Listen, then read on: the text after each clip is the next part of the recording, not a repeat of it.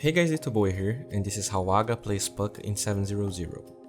Puck has pretty much been ignored from competitive Dota for a while, but during this period he got some interesting changes that we can see Waga abusing in the beginning of the laning phase. Illusory Orb got a hefty mana cost decrease in the lower levels.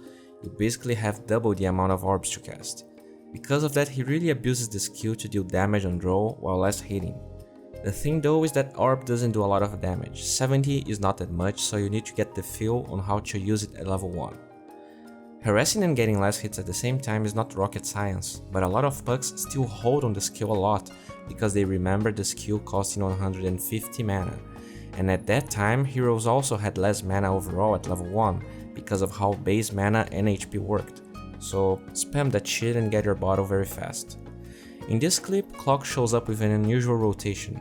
Thankfully, Waga was fast, jointed to his orb,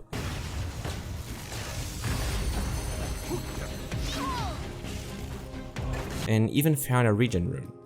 Pudge and Disruptor try to go on him, and I really like his orb placement, very far away from Disruptor's and Pudge vision. The real play happens a little bit after though. Puck is a deceptively strong hero, and also that type of hero people only know how to make plays with when they have Blink Dagger. Pudge and Disruptor kept annoying him, but pay attention in the enemy's position. Pudge can't follow up to Waga where he is. The S and Monkey King are shown in the lane, and Disruptor has the guts to go bot through the river. The first step of this skill can be seen in the clicking patterns. He goes to the edge of the cliff, lands 2 right clicks followed by Orb, that is impossible to miss here, and easily gets the kill. This kill happened mainly because of Disruptor's mistake and the fact that Draw is very immobile and can't join in, but Waga played this to perfection, especially the right clicks before sending the orb. Another kill that happens again because Draw is not mobile. The fact that Waga understands that and also immediately spots Pudge going on CM allows him to use the orb he only casted to get a last hit and translate that into another kill before he even has ult learned. He knows Hook is on cooldown, and he even places the final orb to go back to the lane faster. Most people try to farm Blink Dagger through less hits in the lane, and you can see that's not the case for Waga. He spots Pudge and he works a lot to try to get that kill, even though nothing really spooky was happening in the mid lane.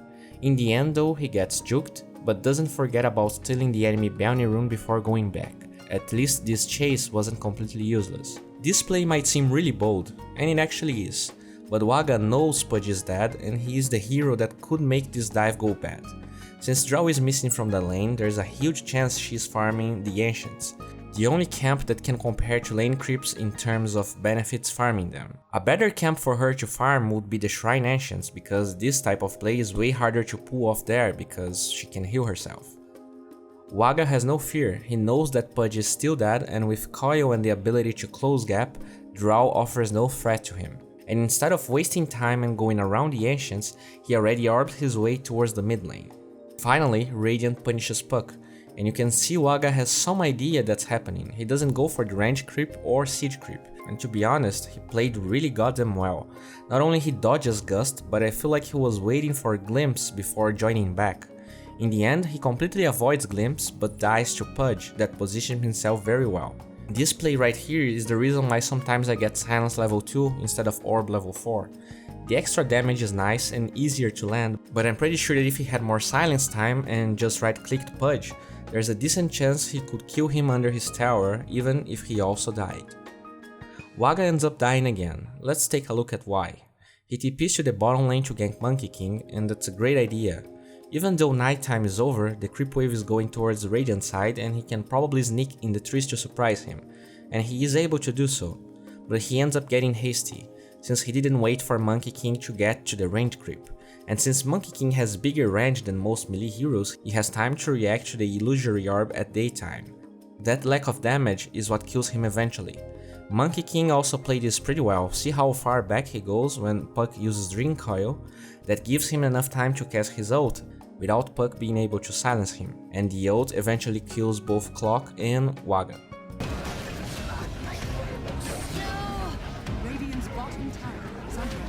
If you didn't touch Puck for the last year or so, you might find this item build a little bit weird. The fact though is that when Puck was played last year, at least 50% of the time Veil was the first item Pucks would go for.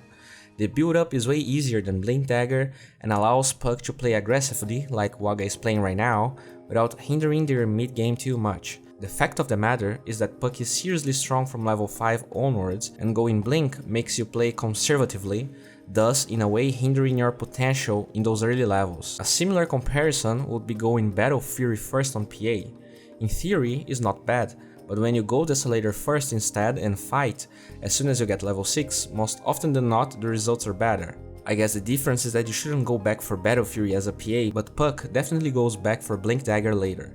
In this footage, he used Silence in the creep wave to get some less hits, but decided to go on Disruptor and Pudge that were sneaking around the mid lane. Pay attention how he doesn't commit with Orb right away. The first reason is because his silence is on cooldown. The second one is because they are tied to Dream Coil, so he can keep right clicking with pretty much no fear.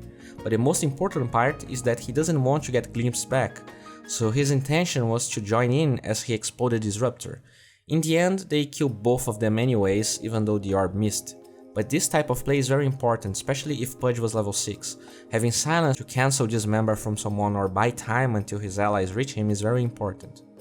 Look how powerful Veil is on Puck. When I talked about why the item is good on him, I mainly mentioned the build-up, which is great. It gives mana, stats and armor. 3 things Puck really enjoys. But the best part about the item is increasing his damage potential. It allows Puck to get solo kills, farm waves more efficiently, and pay attention how he gets the solo kill on Drow. The most important part happens now. Since it's nighttime, Drow can't react to orb in time. See how he goes pretty close before using the orb? Waga actually casts Veil before the orb reaches them. This extra bit of damage makes all the difference. With all these strength efficient items, heroes having more HP per strength and raindrops being common, Puck really needs this extra bit of damage to get solo kills and survive fights. Another integral part of playing an amazing Puck instead of good Puck is always optimizing your farm and mobility with orb. See how he preps all those creeps to take them with one single orb, while at the same time he positions himself in a safe area to grab that invisible rune bottom. And I'm really curious whether Monkey King had vision there or not. I guess what he did is just a safer way to go into high ground when you're unsure whether you're safe or not.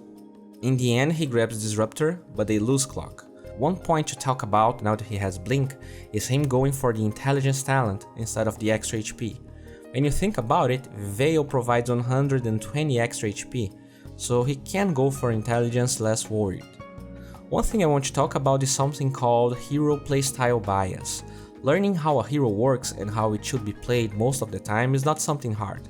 But what separates 3 and 4K players from higher MMR ones is essentially being able to adapt their playstyles to each game. Puck players usually think that having Blink Dagger means that they need to be initiating and fighting non-stop, but if you look closely at the enemy team, they have Draw Silence, Disruptor Ult, Pudge's Dismember. All of these skills can counter-initiate Puck very easily, so Waga can't be diving the jungle anymore like he once did. The enemy team already has all of their ults and every T1 tower is already dead, which is usually a sign that the enemy team will be better positioned and grouped. So if you watch closely, ever since he bought Blink Dagger, he only assisted with 1 kill for like 3 minutes. And that's because he understands not only the enemy lineup, but the actual situation the game is. He's way better off counter-initiating Radiant's aggression or going for a pickoff when he has vision of other key enemy heroes, something that didn't really happen often during these 3 minutes. Eventually they go for the bottom tier 1 tower and he spots tons of enemy heroes going after Sven. See how fast he reacted? Sven didn't even got initiated yet, but he already TP'd to that area. Also pay attention to how he doesn't go in a straight line to Sven. He clicks closer to the trees and initiates. Unfortunately, Disruptor was out of vision even though he was showing in the map.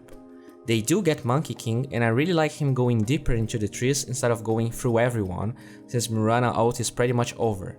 And after that he only needs to wait to go in with Blink and they quickly win the fight, losing only Sven.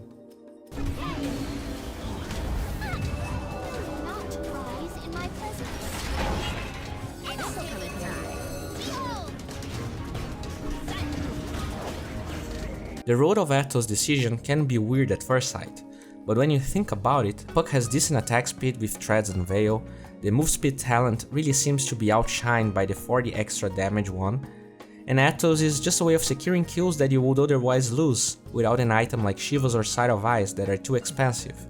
That coupled with the ridiculous intelligence that now increases your spell damage, is a pretty big bonus. Let's not forget about the Monkey King in the enemy team and its usefulness against him. In this clip, Disruptor was already under the effects of Dream Coil, but without it, Atos really helps Waga dish that extra bit of damage he needs. We can see it being useful again in this other clip. He goes on draw and pay attention to his decision making. He dishes a reasonable amount of magic damage, keeps attacking while draw is silenced, and instantly roots her and dodges the silence with phase shift. Amazing decision making and reflexes. Even more importantly, he doesn't leave phase shift right away. The physical damage trade between a puck and a draw will never be puck favored, but he uses that disable and the phase shift to buy time for his cooldowns, and as draw runs away he bursts the ranger in her way out. Crispy play. Well, this wraps up for today. If you enjoyed this video, please guys give it a thumbs up, it helps a lot. If you want to see the extended version of this video, please check the link in the description, and I can't overstate how this video would never be possible without the huge help from the Pugna guys. Pugna is a platform where you can learn from people like Chessie, Fogged, Slasher, Monib, and get better at the game. They have now great content on 7.0.0, and if you want to raise your MMR, it's a great time. Just figure out the patch faster than others and get those easy wins. And of course, if you enjoy this content, please subscribe to my channel and let's keep learning together. Blitz talked a lot about this when he updated his YouTube channel frequently. Abusing cast animations is an amazing way to set up kills or skills. During this creep wave, every time Visage was going for a last hit, he would make him give up on it because of the attack animation. In fact, I feel like one of the reasons he got less wrecked this game against this particular mid matchup is how Visage can only get less hits in the creep wave throughout right clicks. That coupled with the average attack range and terrible attack animation makes it pretty easy to land Split Earth on Visage. If he was playing against